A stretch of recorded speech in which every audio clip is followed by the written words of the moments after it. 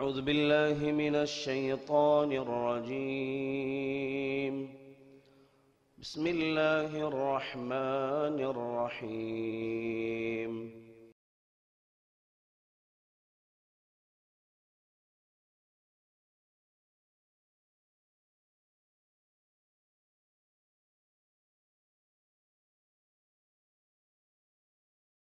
السلام عليكم ورحمة الله وبركاته. الحمد لله والصلاة والسلام على رسول الله وعلى آله وصحبه أجمعين، أما بعد، فأعوذ بالله من الشيطان الرجيم. بسم الله الرحمن الرحيم. يا أيها الذين آمنوا اتقوا الله حق تقاته ولا تموتن إلا وأنتم مسلمون. رب اشرح لي صدري ويسر لي أمري واحلل عقدة من لساني يفقهوا قولي. அன்பான சகோதரர்களே, பெரியவர்களே, இமாம் இப்னு ஹஜர் அல் அஸ்கலானி ரஹிமஹுல்லா அவர்களுடைய கிரந்தமாகிய புலூகுல் மராம் என்கிற இந்த கிரந்தத்திலிருந்து கிதாபு தஹாரா என்கிற தூய்மை என்கிற அத்தியாயத்தில் இசாலத்துன் நஜாசாத், நஜிசுகளை நீக்கி சுத்தப்படுத்துதல் என்கிற இந்த பாடத்தில் இதெல்லாம் நஜஸ் என்பதை நாம் வரிசையாக பார்த்து வருகிறோம். அந்த வகையில் நஜஸ் அசுத்தமானது எது, அசுத்தம் இல்லாதது எது? பெரும்பகுதி நம்மில் கவனக்குறைவாக சுத்தமானதை அசுத்தம் என்றும் அசுத்தமானதை சுத்தம் என்றும் நம்மில் தவறுதலாக எண்ணிக்கொண்டிருக்கிறோம். பறவை இனங்களை பொறுத்தவரையில்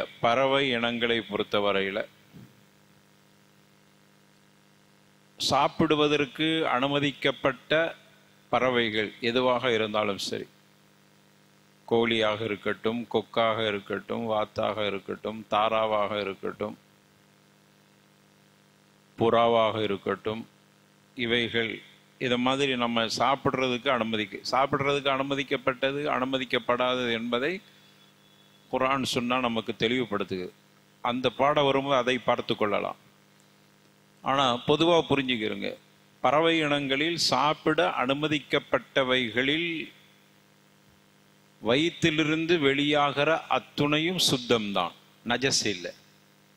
அது முன் வாய் வழியாக வந்தாலும் சரி அல்லது பின் துவாரத்தின் வழியாக வந்தாலும் சரி, சாப்பிட அனுமதிக்கப்பட்ட புறா நம்ம மேனியில் ஒரு எச்சம் போட்டுருச்சு, நஜஸா? நஜஸ் இல்லை, அதோடு நின்று தொழுதுக்கலாம். குருவி எச்சம் நஜஸ் இல்லை, அதெல்லாம் சாப்பிட்றதுக்கு அனுமதிக்கப்பட்டு. கோழி தரக், அரபியில் தரக்கும்பாங்க, அதுதான் நம்ம ஊரில் பாருங்க, பழைய காலத்தில், இப்போ சொல்லுவாங்களா தெரியல, தர்க்கும்பாங்க. அப்படி சொல்லுவாங்கல்ல, தர்க்கு வச்சுட்டாங்கிறது மலம் கழித்து விட்டான் என்பதுக்கு தர்க்கும்பாங்க. அது அரபி வார்த்தை, தரக்கா என்பதில் அந்த காலத்து பெரிய மனுஷிகள் பேசுவாங்க. இப்போம்லாம் அது பேசுகிற மாதிரி தெரியல. அங்கெல்லாம் சின்ன பிள்ளையில சொல்லுவாங்க. எங்கள் பகுதியிலாம் தர்க்கு வச்சுட்ட ஒரு கிண்டலாக சொல்கிற மாதிரி ஒரு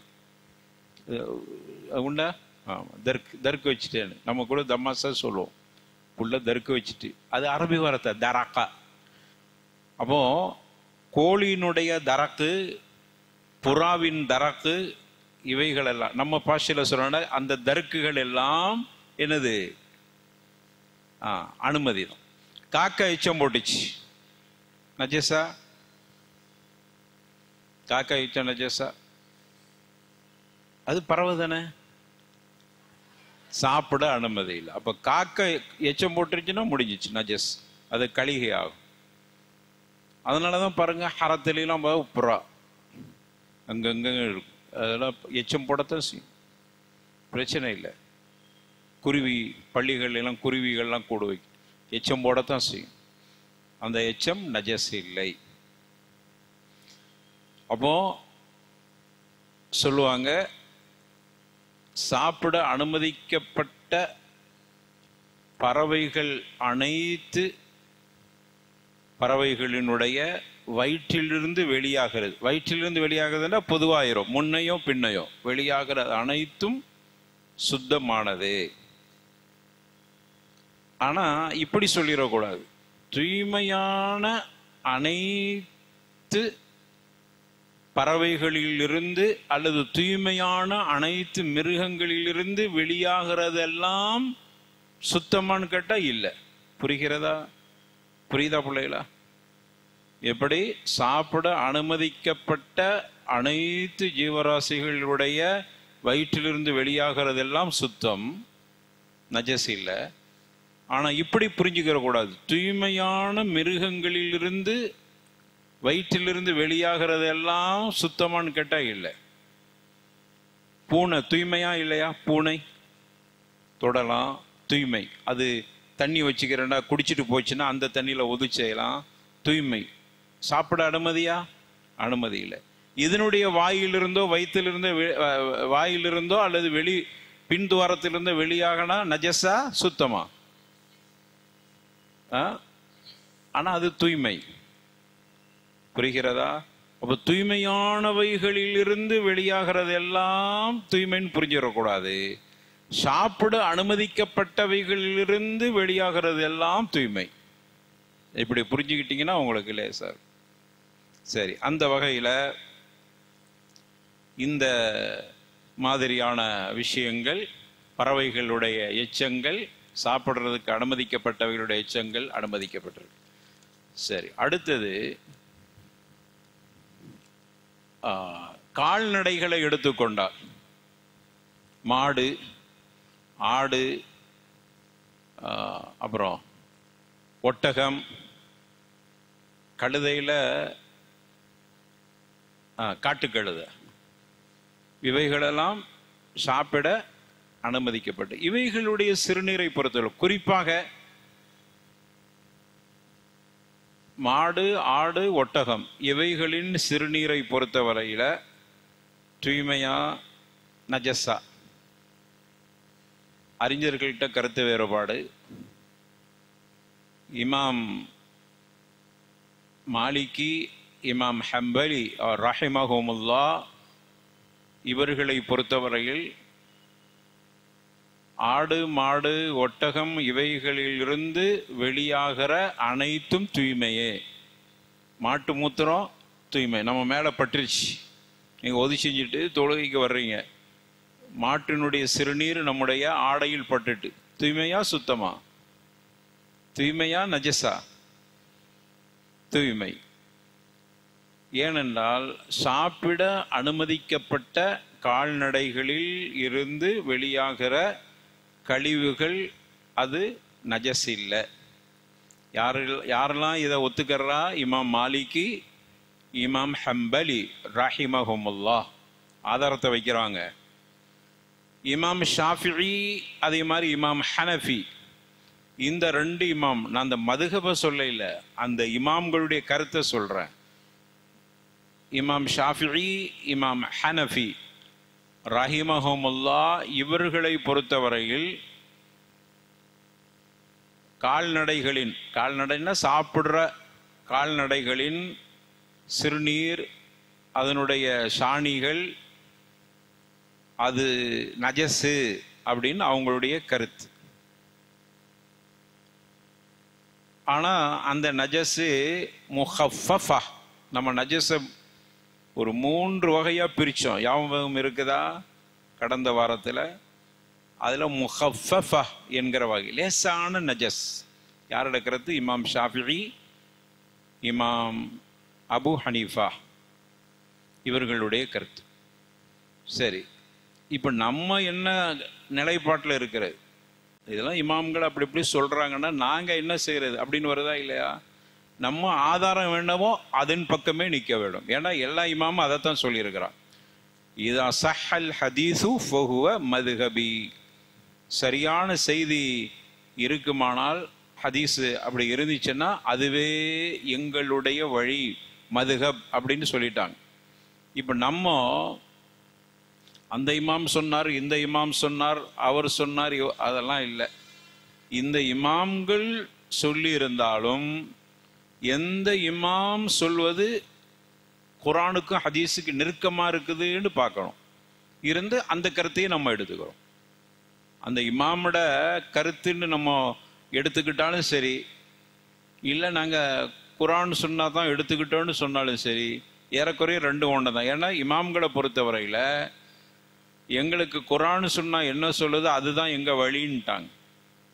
அந்த வகையில் இந்த கால்நடைகள் விஷயத்தில் குரான் சுன்னாவுக்கு நெருக்கமாக எந்த இமாம் சொன்னாங்களோ அந்த கருத்தை நம்ம எடுத்துக்கிறோம். அந்த வகையில் பார்த்தா இதுக்கு என்ன ஆதாரம்? ரெண்டு இமாம், அங்கே ரெண்டு இமாம், அங்கே ரெண்டு இமாம். இமாம் மாலிகி, இமாம் ஹம்பலி, இந்த ரெண்டு இமாமும் மாட்டு மூத்திரம், ஆட்டு மூத்திரம், ஒட்டக மூத்திரம் நஜஸ் இல்லை, அது சுத்தம்தான், ஆடையில் பட்டால் கழுகு தேவையில்லை அப்படின்னு சொல்லும் பொழுது அவங்க ஒரு ஆதாரத்தை வைக்கிறாங்க. இதுதான் ராஜிஹ், இதுதான் சரியான கருத்து. என்ன ஆதாரத்தை வைக்கிறாங்கன்னா, புகாரியில் 1501 ஹதீஸ், 1501. ஏன்னா இதை அழுத்தமாக சொல்கிறேன்னா, கடந்த வாரம் லேசாக சொல்லிட்டு போயிட்டேன். நமக்கு ஒரு சின்ன சந்தேகம், மாட்டு மூத்திரம் நஜஸ் இல்லையா?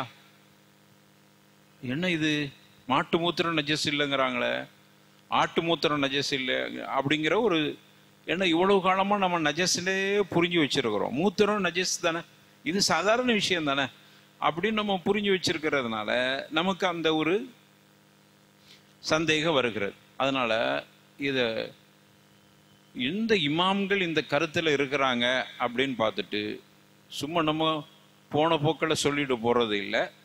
இதில் இமாம்களுடைய கருத்து என்ன? இமாம் மாலிகி, இமாம் ஹம்பலி. இமாம் ஹம்பலியை பொறுத்தவரையில் குர்ஆன் சுன்னாவுக்கு நெருக்கமான கருத்தையே அவங்க மதுஹபாக வச்சிருக்கிறாங்க.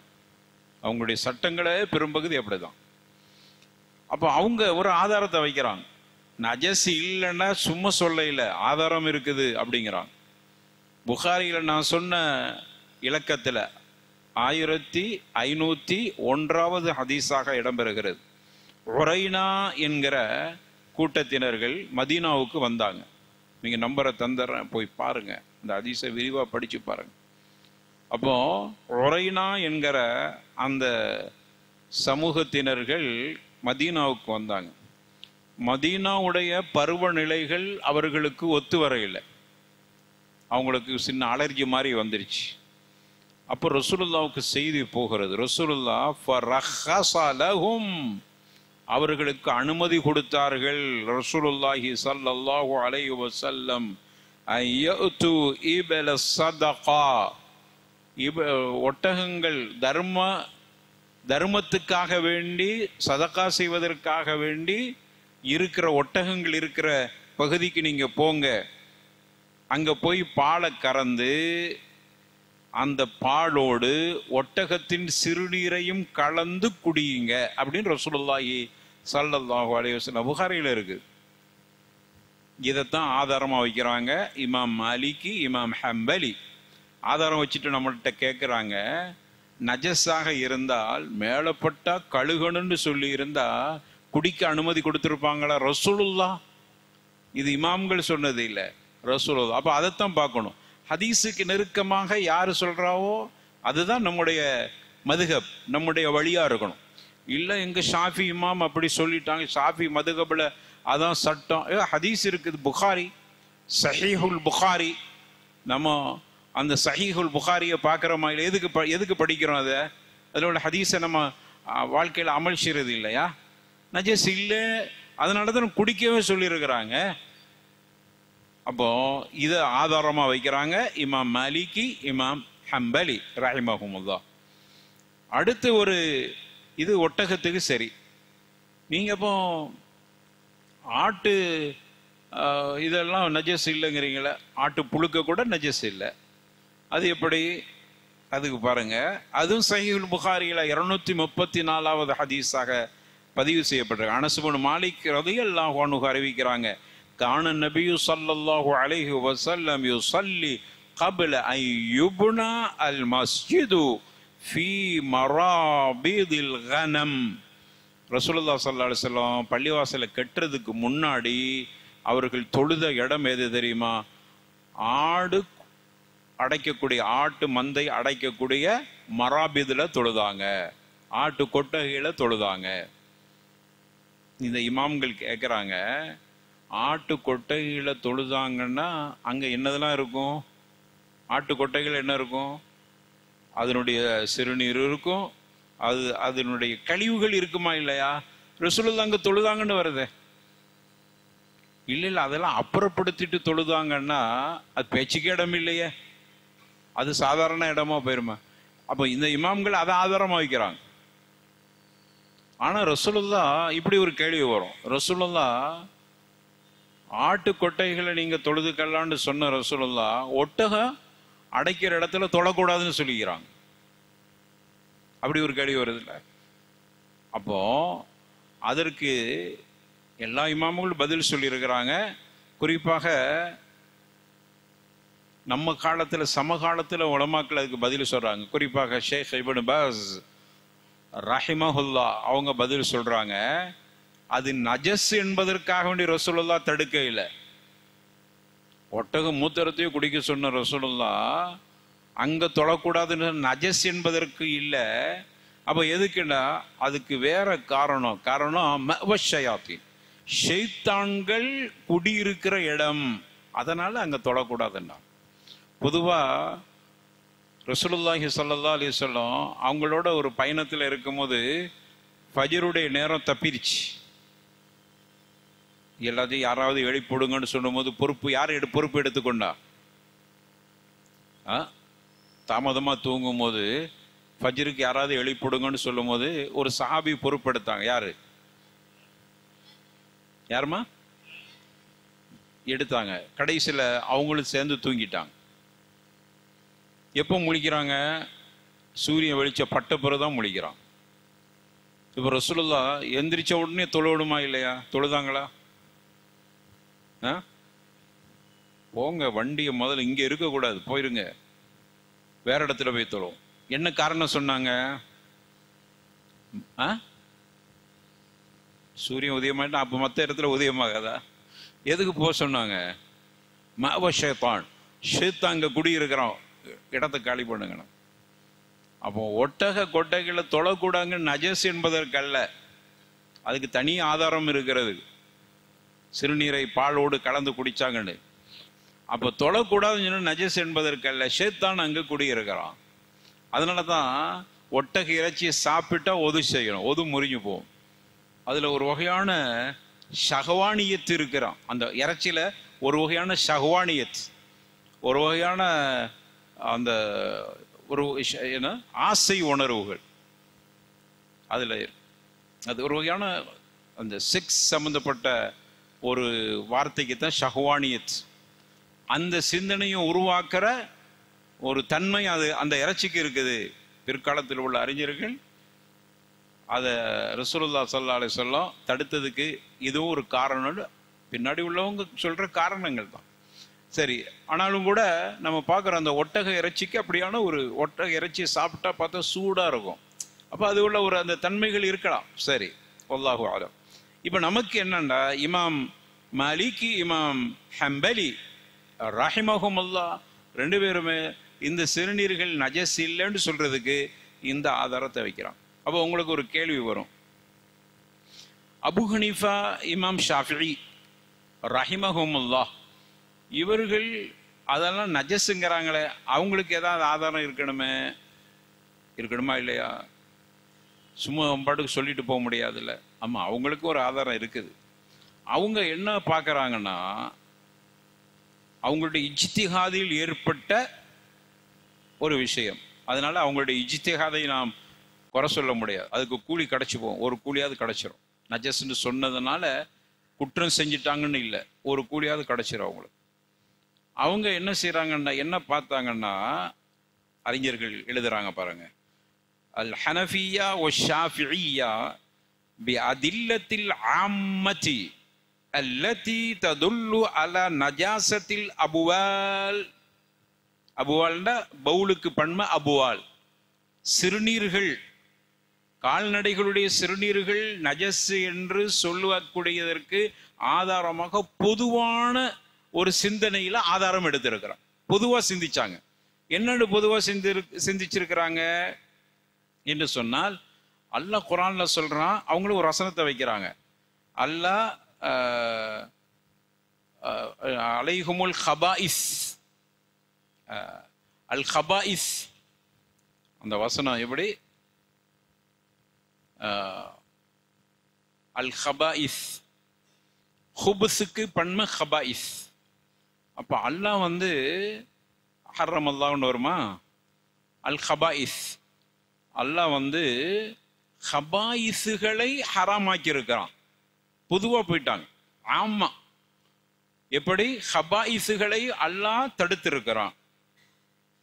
ஹபாயிஸ்னா, ஹுபுஸ்னா அருவருப்பானவை. அல்லாஹும்ம இன்னி அஊது பிக்க மினல் ஹுபுஸி வல் ஹபாயிஸ். அந்த இடத்துல ஷைத்தான். பொதுவாக ஹுபுஸுக்கு அர்த்தம் என்னன்னா அருவருப்பானதுன்னு அர்த்தம். அல் ஹபாயிஸ் அப்படின்னா அருவருப்பானவைகள். அல்லாஹ் சொல்றான், அருவருப்பானவைகள் அல்லாஹ் தடை செஞ்சிருக்கிறான். இது பொதுவான ஒரு பொது விதி. அருவருப்பானது என்னதெல்லாம் இருக்குதோ அதெல்லாம் தடை. எதுக்கு சிகரெட் ஹராமுங்கிறாங்க? அதை குடிச்சிட்டு வந்தா அப்படியே அப்படின்டா இருக்குது, மணக்கிற மாதிரியா இருக்குது. நமக்கு சொல்ல யாரோ தம் அடிக்கிறான்பா சொல்றேன், எங்கேயோ உட்கார்ந்துருக்கோம், நமக்கு அடிக்குது. பாத்ரூம், பள்ளிவாசல் பாத்ரூம் எல்லாம் சில நேரங்கள் மாட்டிக்கிறோமா இல்லையா? நம்ம கடைசியில் இருப்பான், அவன் 4வது பாத்ரூம்ல இருப்பான், அங்கேருந்து தம் அடிப்பான். அது நமக்கு டக்குன்னு ஒரு மாதிரியா. அந்த பழக்கம் இல்லாதவங்களுக்கு டக்குன்னு வந்துடும். ஏன் சிகரெட் வந்து ஹராமுன்னு குர்ஆன்ல சொன்னால இருக்கா? இல்லை. ஏன் தடை செய்யப்பட்டது? ஹராமுடைய உலமாக்கள் சொல்றாங்க, ஹபாயிஸ், அது என்னது? அருவருப்பானது. ஒரு துர்வாடு அருவருப்பா இருக்கு பாரு. அப்போ பொதுவான ஒரு சட்டத்தை கொண்டு வந்து, பொதுவான தடையை கொண்டு வந்து என்ன செய்யறாங்கன்னா, அதை வைத்து இவைகளுடைய சிறுநீரும் அருவருப்பு தானே. மாட்டு மூத்திரம் அருவருப்பா இருக்குதா? அல்லது என்ன அப்படின்டா சொல்லுவோம்? நடசி சொல்லுவோமா இல்லையா? நம்ம இப்படி கடந்து போனாலும் கூட மாட்டு கொட்டையை கடந்து போகும்போது மூக்கை பிடிச்சிட்டு போவோம், பார்க்குறோமா இல்லையா? அருவருப்பா இருக்கா இல்லையா? அது அருவருப்பா இருக்குது. உடனே என்ன செஞ்சாங்க? அருவருப்பெல்லாம் தடைன்னு இருக்குதா இல்லையா? அதை வச்சு இது நஜஸ் அப்படின்னு சொல்லிட்டான். ஆய்வு புரிகிறதா? அப்போ இதை போய் நம்ம விமர்சனம் செய்யறதுக்கு இல்லை.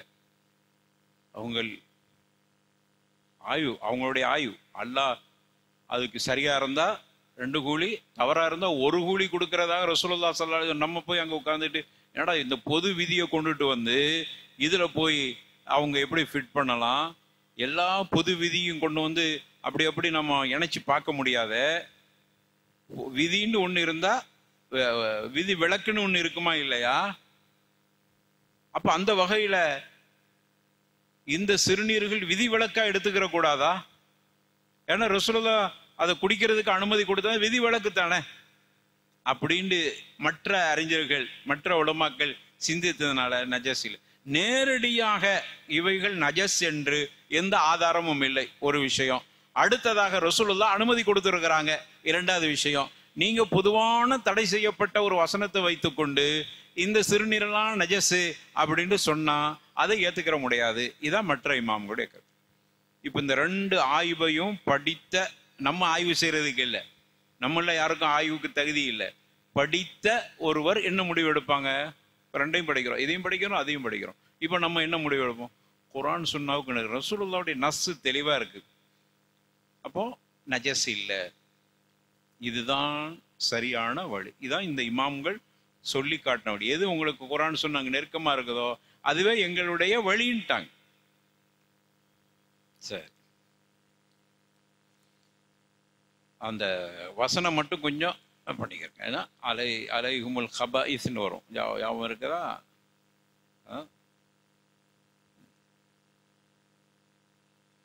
அதை வச்சு தான் இந்த சிறுநீரெல்லாம் தடங்குறாங்க. சார் புரியுதா?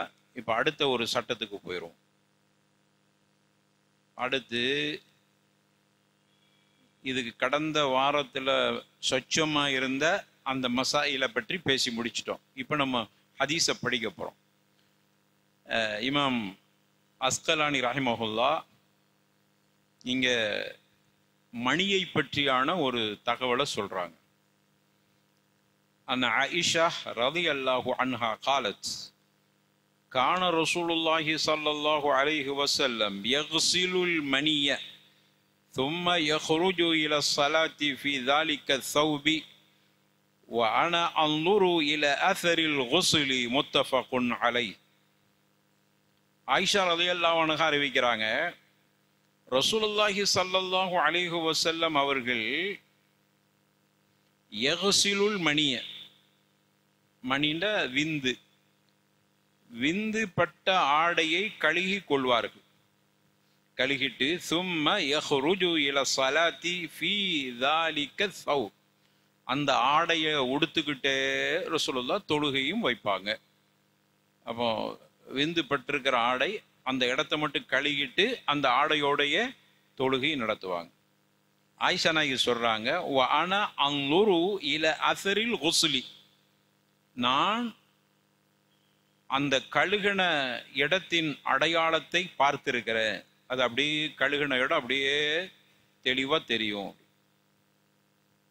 இது புகாரியில வரக்கூடிய செய்தி. முஸ்லிம்ல இப்படி வருது, லகது குன்து அஃபுருகுஹு மினஸ் ஸௌபி ரசூலில்லாஹி ஸல்லல்லாஹு அலைஹி வஸல்லம் ஃபர்கன் ஃபயுஸல்லி ஃபீ. ரசூலுல்லாஹ் ஸல்லல்லாஹு அலைஹி வஸல்லம் உடுத்திருக்கிற ஆடையில போய் தொலை வச்சுட்டு வந்துடுவாங்க. வந்த பிறகு நான் அந்த ஆடையில் காய்ந்து போய் இருக்கிற அந்த விந்து உடைய பகுதியை விரலால் சுரண்டி விடுவேன்.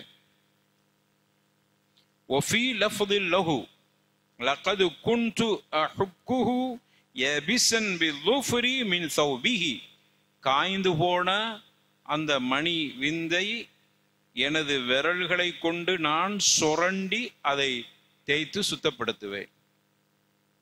இதுதான் ஹதீஸ். இப்போ இதனுடைய விளக்கத்தை நம்ம பார்க்க போறோம். இப்போ என்ன, இந்த ஹதீஸ்ல இருந்து என்ன புரிந்து கொண்டோம்? மணியை பொறுத்த வரையில, விந்தை பொறுத்த வரையில அது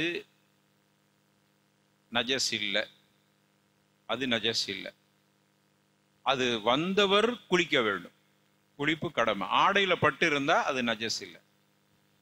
அப்ப ரசூலுல்லாஹ் கழுகிட்டு அந்த ஆடையிலே உடுத்துட்டு போய் தொழுது இருக்கிறாங்களே, அது பிறருடைய பார்வையில் விகாரமா தெரியக்கூடாது என்பதற்காக கழுகப்பட்டது. தஃஅன் லிமந்தர், பார்வைக்கு அது ஒரு அருவருப்பா தெரியக்கூடாதுங்கிறதுக்காக வேண்டி கழுகி இருக்கிறான். அதனாலதான் என்ன சட்டம்டா, ஈரமா இருந்தா கழுகிக்கிறங்க, பார்வைக்கு அருவருப்பு வரக்கூடாது என்பது. காய்ந்து பாருங்க, அனுமதிங்கிறத ரசூலுல்லாஹ் காஞ்ச சில நேரங்கள்ல விந்து காஞ்சி போய் இருக்கும், அதை கழுகாம அந்த ஆடையோடய போய் தொழுதுட்டு வந்திருக்கிறாங்க. ஆயிஷா நாய்க்கு சுரண்டி விட்டுருக்கிறான். அப்போ ஈரமா இருந்தா கழுவுவாங்க, காய்ந்து போய் இருந்தால் விரலால் அதை சுரண்டி விடுவாங்க. அது நஜஸ் இல்லை. சில உலமாக்கள், சில இமாம்கள் நஜஸுங்கிறான். ஹனஃபி மதகபுல நஜஸுங்க அப்படின்னு எழுதி வச்சிருக்கிறான். மணி வந்து நஜஸ். நஜஸ்ன்னா மனுஷன்லாம் நஜஸா போயிடுவான். ஒவ்வொரு மனுஷனுக்கு எதுல இருந்து பிறக்கிறான்? மணி தானே. அப்போ அது நஜஸ்னா விந்துல இருந்தா மனுஷன் பிறக்கிறான். நுத்ஃபாங்கிறோம்ல, நுத்ஃபா. குர்ஆன் நுத்ஃபான்னு சொல்லுது, ஹதீஸ்ல மணின்னு பார்க்குறோம். அப்போ நான் சொல்றது அரபி மணி. அப்போ வந்து மனுஷன்லாம் நஜிஸா போயிடுவான். சரி, அது அவர்களுடைய கருத்து. அப்ப இதுல நமக்கு என்னன்னா, மணியை பொறுத்தவரையில அது நஜஸ் இல்லை. அது அருவருப்பு. அப்படியே மணி வந்த ஆடையோடு அப்படியே போய் நின்று தொழுதா பார்க்குறவங்களுக்கு அருவருப்பா இருக்கும், அதனால கழுகிக்கலாம். அது வேற, இது வேற. அதனால நஜஸ் இல்லை அப்படின்னு இந்த ஹதீஸ்ல பார்த்துட்டோம். இப்போ மனிதனுடைய துவாரங்களிலிருந்து வெளியாகிற 4 விஷயங்கள்.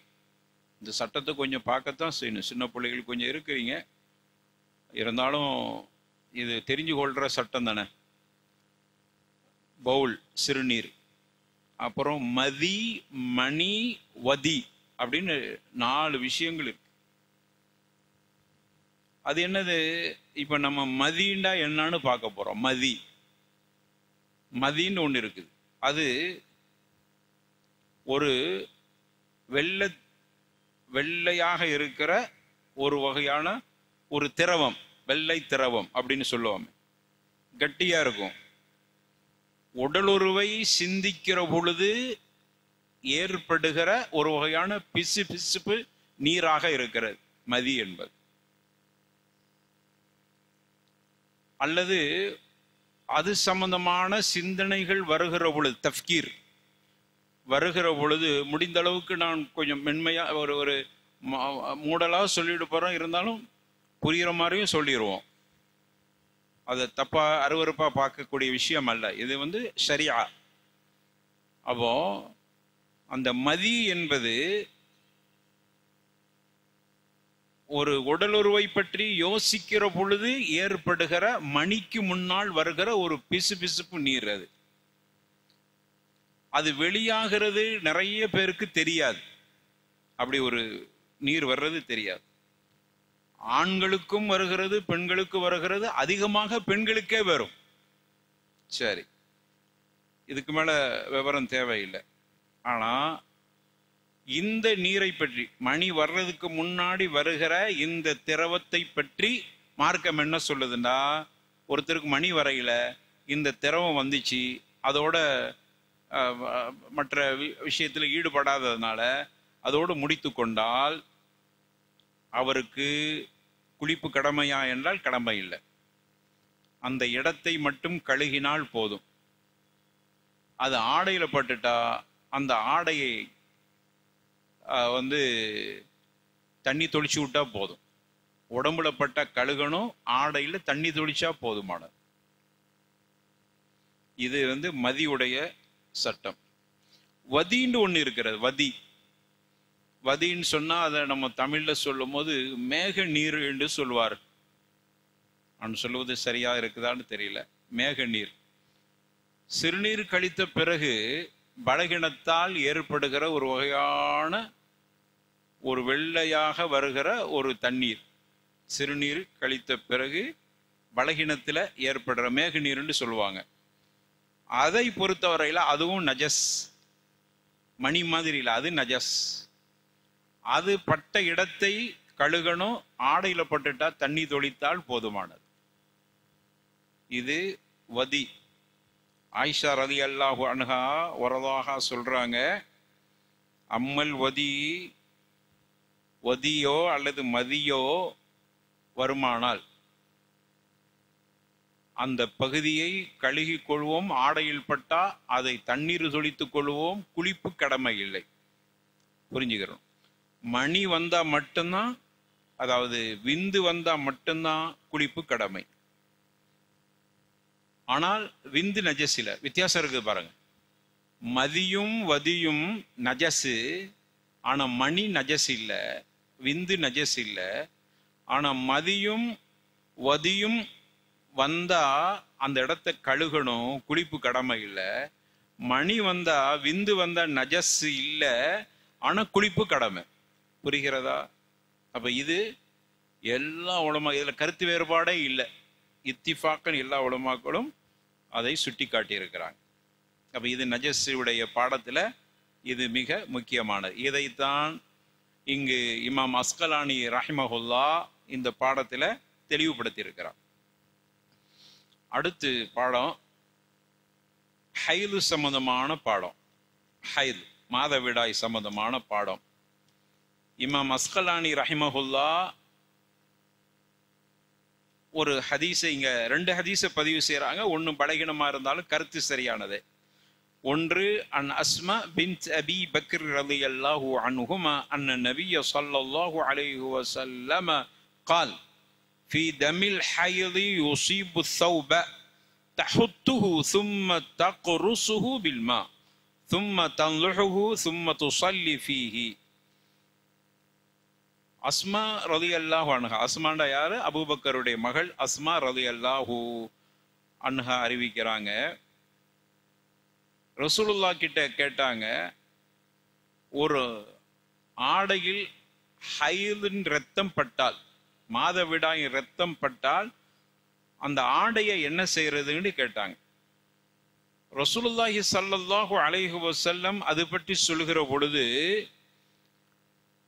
ஹைலினுடைய ரத்தம் பட்ட ஆடையை தஹுத்துஹு, அதை நல்ல தேய்ச்சி சுரண்டி, சும்ம தகுருசுஹு பில்மா, அப்புறம் நல்ல தேய்ச்சி தண்ணியை ஊற்றி கழுகுங்க, அதுக்கு பிறகு அதை நல்லா பிழிந்து விட்டு சும்ம துசல்லி ஃபீ, அதிலே தொழுதுகலாம் அப்படின்னு சொன்னான்.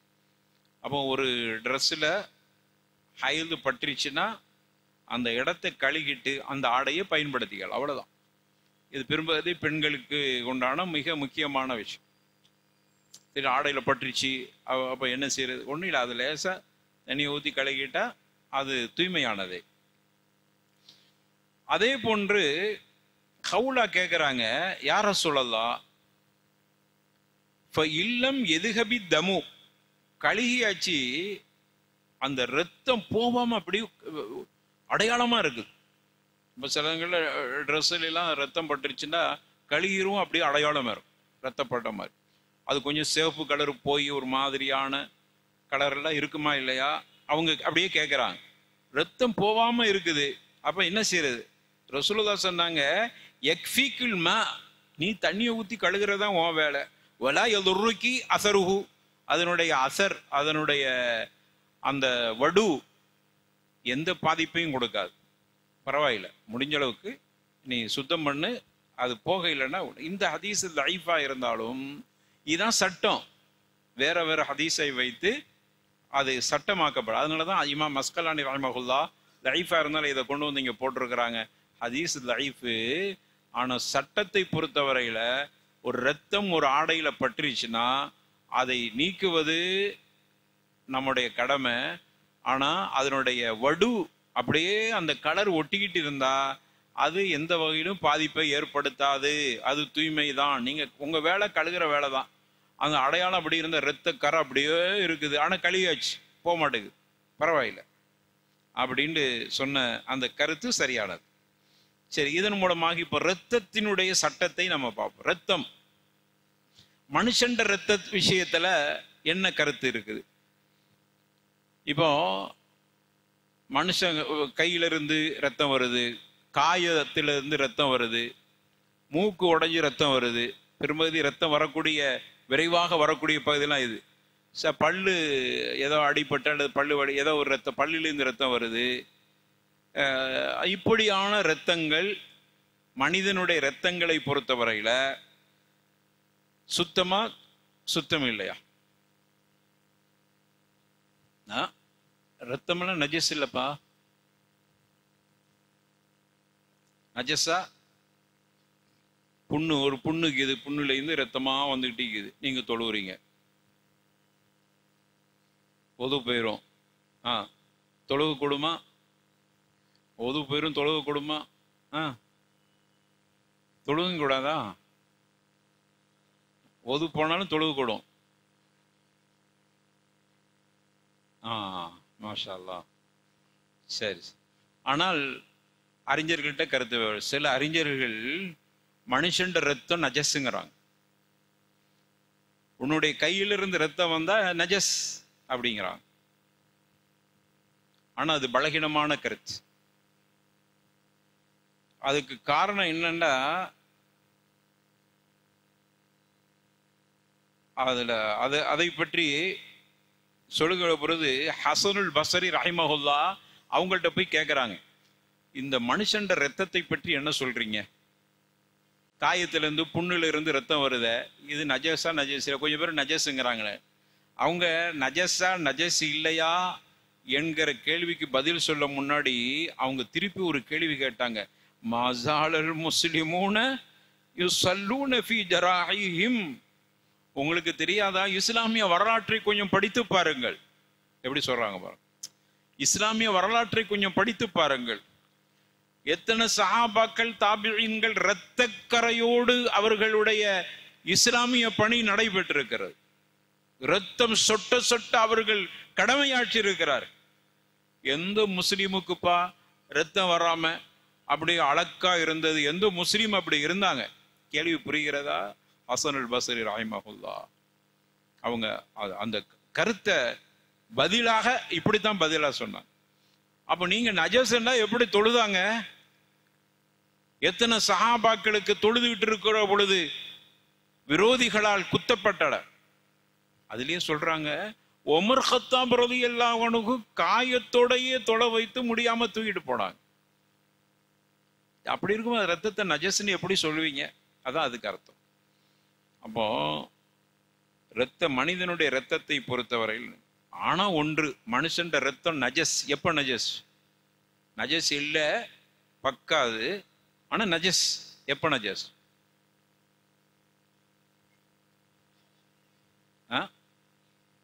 என்னம்மா உள்ளேந்து வருதா? அப்படிலாம் இல்லை, நம்மள வர வச்சான.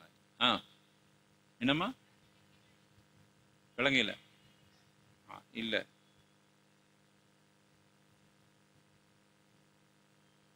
விளங்கல.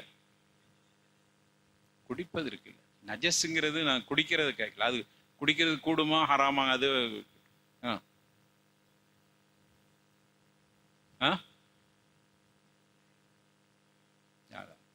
முன்பின் துவாரத்திலிருந்து வந்தால் நஜஸ்.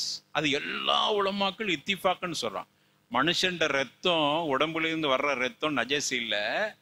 ஆனா ஒரு கட்டத்துல நஜஸ் ஆகிறது எப்பன்னா, அவனுடைய முன் துவாரத்தில் ரத்தம் வந்துச்சுன்னா அந்த ரத்தம் நஜஸ்.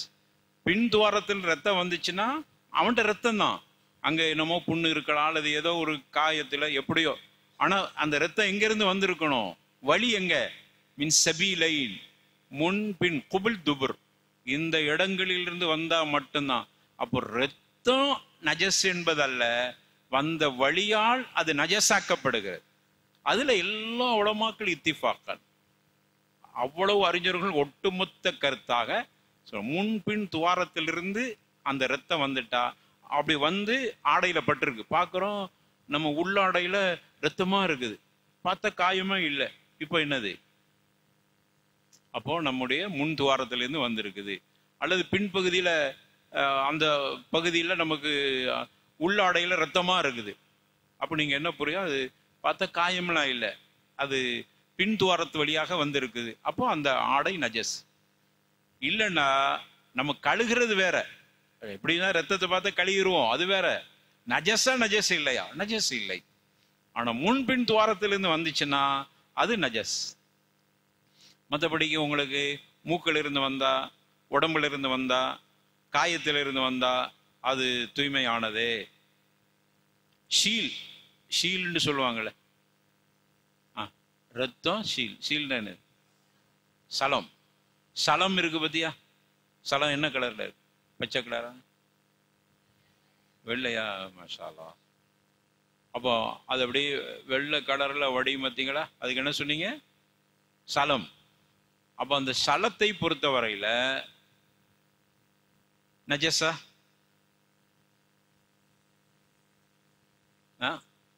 நஜஸ் இல்லை, அது நஜஸ் இல்லை. அது ஏன் நஜஸ் இல்லைன்னா, எதுக்குமே நஜஸ் என்பதற்கு ஆதாரம் இல்லை. நம்ம ஏற்கனவே ஒரு உசூல் ஃபிக்குகளை, அதாவது ஃபிக்குடைய சட்டத்தினுடைய அடிப்படை என்னன்னா, எதற்கு தடை இல்லையோ அவைகளெல்லாம். இது அக்கீதால அந்த சட்டத்தை எடுக்க முடியாது. ஒவ்வொருக்கு உசூல் வச்சிருக்கிறாங்க. ஃபிக்குக்கு என்னன்னா, எதற்கு தடை என்கிற விஷயம் இல்லையோ, தெளிவா தடை இல்லையோ, ஆய்வுல தடை வர்ற இல்லையோ, அது எல்லாமே என்னதுதான், அனுமதி தான். அப்படி அப்போ இவங்க என்ன பார்க்குறாங்கன்னா, தடை ஏதாவது இருக்கான்னு பார்த்தா எந்த தடையும் இல்லை. அதனால அதெல்லாம் நஜஸ் இல்லை. கொசு உங்க மேல உட்காந்துச்சு, நல்ல ரத்தத்தை குடிச்சு ஃபுல்லா ரத்தமா இருந்திருக்கு, அடிச்சிட்டீங்க. இப்போ உங்க கையில ரத்தம், எதுல உள்ள ரத்தம்? தொழுதுட்டிக்கிறியா? இப்போ ரத்தம் நஜஸ் தானே. அடிச்ச ரத்தம் வேற வந்துட்ட, உங்க ரத்தம் இல்ல, கொசுட ரத்தம். நல்ல முரட்டு ஆசாமிய கடிச்சிக்கும் போல தெரியுது, அவ்வளவு ரத்தம், பெரிய ரத்தமா இருக்கு. நஜஸா? ஏன்? ஏற்கனவே சொல்லி இருக்கிறோம், ரத்த ஓட்டம் இல்லை, தமுசாயில் மாஷா, ரத்த ஓட்டம் இல்லை. நல்ல ஒரு இது பொது விதி, ஏற்கனவே சொல்லி இருக்கிறோம், மறந்துட்டீங்க. எதுக்கெல்லாம் ரத்த ஓட்டம் இல்லையோ அதுல உள்ள ரத்தங்கள் எல்லாம், ரத்தம் ஓட்டம்னா தெரியுதா? இப்ப நமக்கு இப்ப கை அப்படி அறுத்தா என்ன செய்யும்? ரத்தம் என்ன செய்யும்? சுருன்னு ஓடுதா இல்லையா? அதுக்கு அப்படி இல்லை. ரத்த ஓட்டம் இல்லாத எது இருக்குதோ அதெல்லாமே என்னது இல்லை, நஜஸ் இல்லை. சரி, அப்போ அந்த வகையில மனிதனுடைய ரத்தம் அப்படி. ஆனா ஒரு ரத்தம் நஜஸ். அல்லாஹ் குர்ஆன்ல சொல்றான், அவு தமன் மஸ்ஃபூஹன் அப்படிங்கிறான். தமன் மஸ்ஃபூஹா, தம மஸ்ஃபூஹா அது ஹராம், அந்த ரத்தம் நஜஸ். கைரு மஸ்ஃபூஹா ரெண்டு இருக்குது, மஸ்ஃபூஹன் கைரு மஸ்ஃபூஹன். அது என்ன தமன் மஸ்ஃபூஹா அப்படின்னா, ஒரு மிருகத்தை அறுக்கும் போது ஓடுகிற ரத்தம். இப்போ நீங்க கடாயை அறுக்குறீங்க, இப்படி அறுக்கும் போது அந்த ரத்தம் அப்படியே மேல பட்டுருச்சு, ஆடையில பட்டுருச்சு, நஜஸா? நஜஸ். அல்லாஹ் குர்ஆன்ல சொல்றான் தமன் மஸ்ஃபூஹாங்கிறான். அப்படின்னா மதுபூஹ், அறுக்கிற பொழுது ஓடுகிற ரத்தம். அப்ப நீங்க ஆட்டை அறுக்கும் போது, மாட்டை அறுக்கும் போது, ஒட்டகத்தை அறுக்கும் போது அந்த ரத்தம் உங்க மேல பட்டுச்சுன்னா அது நஜஸ். ஏன்? அல்லாஹ் தெளிவா சொல்லிட்டான், அறுக்கிற பொழுது ஏற்படுது. அதுக்குத்தான் ரெண்டா பிரிச்சாங்க, கைரு மஸ்ஃபூஹ், அறுக்கிற பொழுது இல்ல, அது யதார்த்தமா கரியில இருக்கக்கூடிய ரத்தமா இருக்கு, அது நஜஸா? இல்ல, அது நஜஸ் இல்ல. பாருங்க வித்தியாசத்தை பாருங்க, சின்ன வித்தியாசம் தான். காரணம் என்னன்னா, நஸ்ஸு தெளிவா இருக்குதுன்னா உலமாக்கள் அப்படியே கட்டுப்பட்டுறாங்க. அல்லாஹ் குர்ஆன்ல சொல்லிட்டான், முடிஞ்சு போச்சு, நாங்க எதையும் சிந்திக்க மாட்டோம். ஆனா அப்போண்டா கரியில ஒட்டிக்கிட்டு இருக்கிற ரத்தம் நஜஸ் இல்லைங்கிறாங்க. அது எப்படி நஜஸ் இல்லாம போச்சு அப்படின்டா, அதுக்கு தெளிவான ஹதீஸ் இருக்கு. ஆயிஷா நாயகி சொல்றாங்க, குன்னா நஅகுலு வ தம ஹுதூத் அலல் கதர். கதர்னா பாத்திரம். நாங்க இறைச்சி சாப்பிடுவோம், ஆனா பாத்திரத்துல ரத்தம் அப்படியே, அந்த ரத்தத்தினுடைய ஹுதூத்துகள், ரத்தம் அப்படியே ஓடி இருக்கும், வடிஞ்சு இருக்கும். அப்படி இருக்கவே நாங்க சாப்பிட்டுருவோம், காரணம் அது நஜஸ் இல்லை அப்படிங்கிறோம். அல்லாஹ் ஏண்டா அல்லாஹ் தெளிவா சொல்லிட்டான் தமன் மஸ்ஃபூஹன் அப்படிங்கிறான். வெறுமன தம்னு சொல்லியிருந்தா அது வேற விஷயம். அறுக்கிற பொழுது வருகிற மஸ்ஃபூஹன்டா அறுக்கிற பொழுது எஜ்ரி தம், அறுக்கிற பொழுது வடிகிற ரத்தம் அப்படின்னு அல்லாஹ் சொன்னதுனால அறுக்கிற பொழுதுதான் நஜஸ். அதற்கு பிறகு அதுல ஒட்டி இருந்தால் நஜஸ் இல்லை. அதனால எங்களுடைய கிதர்கள்ல, சட்டிகள்ல ஒட்டி இருக்கிற ரத்தங்கள் இருக்கவே நாங்கள் அந்த உணவுகளை அந்த பாத்திரத்திலேயே சாப்பிட்டு இருக்கிறோம். நஜஸ் எங்களுக்கு ரசூலுல்லாஹ் தடுக்கையில். அப்ப ரசூலுல்லாஹ் அதனாலதான் இமாம்கள் இதை தனியா பிரிச்சு சொல்றாங்க, அறுக்கும் போது வரக்கூடிய ரத்தம். இது வரைக்கும் நம்ம இன்னைக்கு உள்ள பாடத்தை பார்த்துருக்குறோம். இன்ஷா அல்லாஹ் அடுத்து நஜஸ் சம்பந்தமான வேற சட்டங்களை வரக்கூடிய வாரம் பார்ப்போம் இன்ஷா அல்லாஹ்.